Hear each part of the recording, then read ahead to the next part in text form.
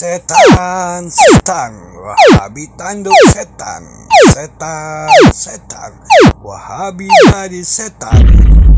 Semua mengaku benar, mengaku ahlu sunnah wal jamaah. Ya, kita jadi bingung.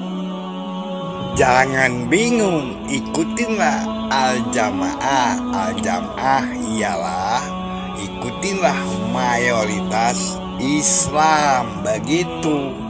Assalamualaikum warahmatullahi wabarakatuh. Waalaikumsalam warahmatullahi wabarakatuh. Bertanya Ustadz, kalau lihat biografi Ustadz, kita agak heran juga. Ustadz kan lulusan Madinah nih Ustadz. Afwan Ustadz. Ya. Yang kita tahu umumnya lulusan Madinah sama tasawuf tuh versus lah. Benar. Ini Masya Allah Tabarakallah, luar biasa. Ada lulusan Madinah bisa menjadi pimpinan organisasi tasawuf. Ini mohon pencerahan, mudah-mudahan ada saudara-saudara kita yang lulusan Madinah juga menonton, Ustaz, bisa terinspirasi. Mohon maaf atas kurang sopanan ini Ustaz. Assalamualaikum warahmatullahi wabarakatuh. Waalaikumsalam warahmatullahi wabarakatuh. Ya, ini beberapa kali ditanya ke saya. Baik, Bapak Ibu sekalian makan Allah Subhanahu Wa Taala. Memang saya, ya mohon maaf ya, mantan Wahabi. Ya.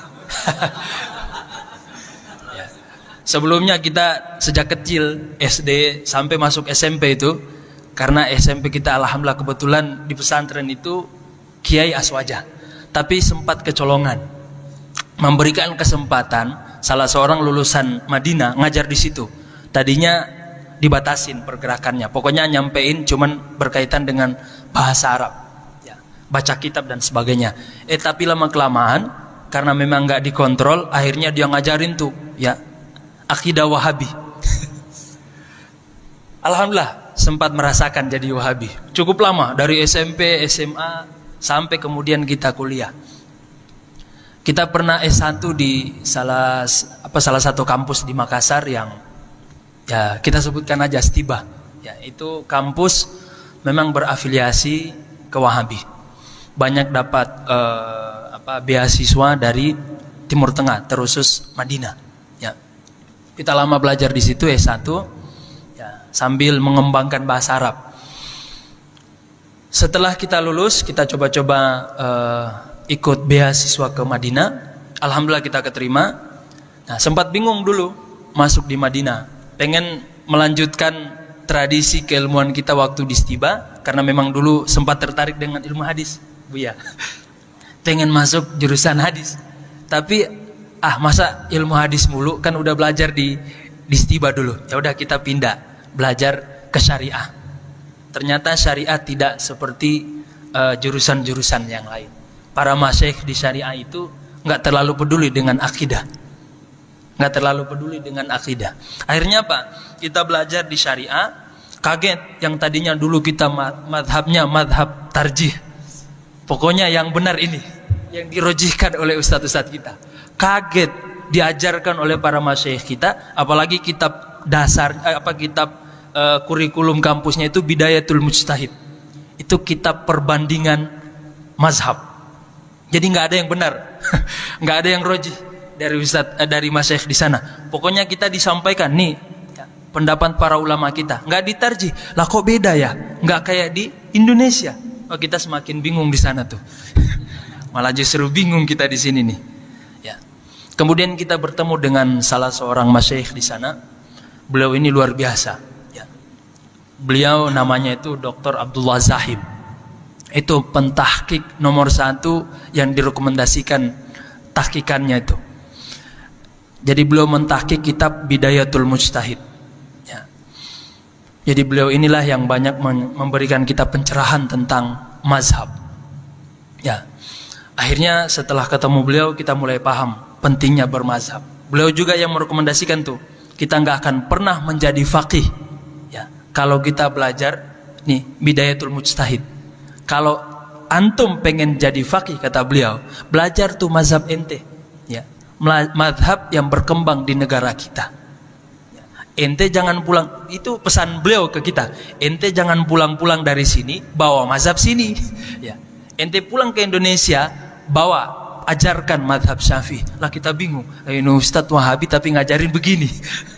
Ngajarin salah nih. Akhirnya di situ kita banyak pencerahan. Sampai kemudian kita juga ketemu dengan salah seorang dosen. Ya, ini nama beliau unik. Ya, karena klan beliau ini klan yang termasuk kabilah yang jarang di sana. Namanya Syekh Badar Al-Nadir. Nadir itu artinya jarang. Dan memang klan beliau paling sedikit di Saudi. Ini salah satu klan Saudi, ya. Al-Su'ud. Ini Syekh, Masya Allah, banyak sekali memberikan kita pencerahan. Karena beliau ngajarin kita usul fikih, disitulah kita mulai tercerahkan. Terutama konsep akidah Ahlus Sunnah wal Jamaah. Beliau bukan Wahabi, beliau bukan Taimi, tapi beliau sering memuji Imam Fakhrur Razi, ya. Memuji Asy'ariyah. Kita bingung ini Wahabi atau bukan, ya.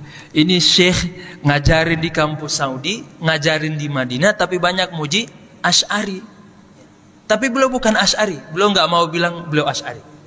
Ya mungkin kita lihat, ya mungkin ini sikap biar beliau tidak dikeluarkan di kampus. Ya, ya, karena setiap dosen itu Bapak Ibu sekalian diawasi, ada mata-mata. Ya, siapa yang melenceng dari kurikulum, udah dikeluarin tuh, besok nggak ngajar lagi. Ya, benar, Buya. Termasuk beliau tuh yang disebutkan oleh Buya. Dikeluarkan. Kenapa? Karena udah mulai terang-terangan. Jadi cara aman supaya tidak dikeluarkan dari kampus gitu. Ya, sembunyi-sembunyiannya tuh. Ya, alhamdulillah kita banyak tercerahkan dari situ. Sampai kita mulai tuh belajar akidah Ahlus Sunnah wal Jamaah, ya, akidah aswaja. Dari kita mulai membaca kitab-kitab Syekh Said Fuda. Syekh Said Fuda ini salah seorang ulama kontemporer yang fokus kepada ilmu akidah, ilmu kalam. Ya. Beliau banyak tuh ya kitab-kitab yang insya Allah ya bisa direkomendasikan lah menjadi kitab acuan kita untuk belajar akidah Ahlus Sunnah wal Jamaah. Termasuk kitab yang paling ya menurut saya ya yang paling luar biasa dari beliau Syekh Said Fuda yang juga banyak mencerahkan kepada saya Al-Faqir, itu syarah kitab Tahawi. Tahawiyah, ya. Itu ada 2 jilid tuh, bagus, ya kitabnya. Saya banyak belajar dari beliau tuh, dari internet, dari YouTube. Akhirnya kita coba cari grup-grup yang bisa terhubung ke beliau. Alhamdulillah kita sampai enggak sampai khatam, tapi lumayan banyak membahas atau mengkaji dengan beliau kitab Tahawi itu, syarah Tahawi. Sampai kemudian kita jadi debat jadi suka debat, ya. Kita jadi suka debat karena ya memang konsekuensi belajar akidah begitu, suka debat dan sebagainya. Dikit-dikit debat dan sebagainya. Sampai kemudian kita merasa ya Allah kok ada yang kurang ya. Karena kita belajar itu pengen hati tenang. Kita belajar itu pengen berbenah diri, bukan untuk menjustis orang. Ya siapapun yang enggak, pokoknya kita komentari. Akhirnya kita coba sedikit demi sedikit minta rujukan dari para masyayikh, teman-teman sekalian, walaupun kita masih taimi waktu itu, belum murni aswaja. Ya, masih membanding-bandingkan, ya. Sampai kemudian kita dapat rekomendasi dari salah seorang teman saya yang kuliah di Syam, Damaskus. Kata beliau, ente ngaji ngaji sama Habib Ali Al-Jufri. Beliau punya dars banyak di YouTube, ya. Salah satu syarah beliau itu kitab Minhajul Abidin karya Imam Ghazali. Itu mantap, luar biasa, bagus sekali. Disitulah saya banyak tercerahkan dari beliau, sehingga memutuskan untuk benar-benar taubat, hijrah, ya. Dari Wahabi jadi Taimi sampai kemudian murni jadi aswaja, ya. Dari belajar fikih, kemudian belajar akidah, sampai kemudian kita belajar tasawuf.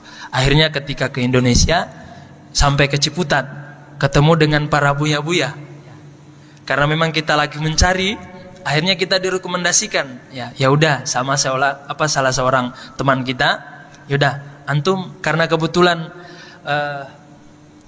beliau ini tinggal di Ciputat, ya udah kita bermursyid kepada beliau. Akhirnya sampai sekarang kita tertarik belajar tasawuf.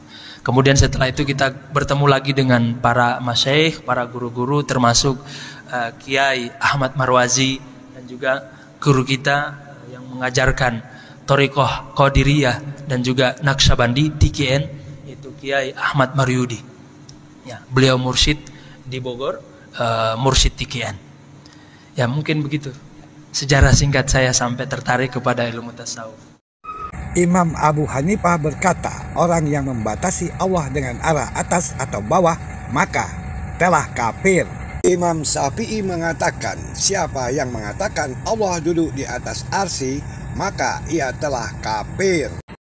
Assalamualaikum warahmatullahi wabarakatuh.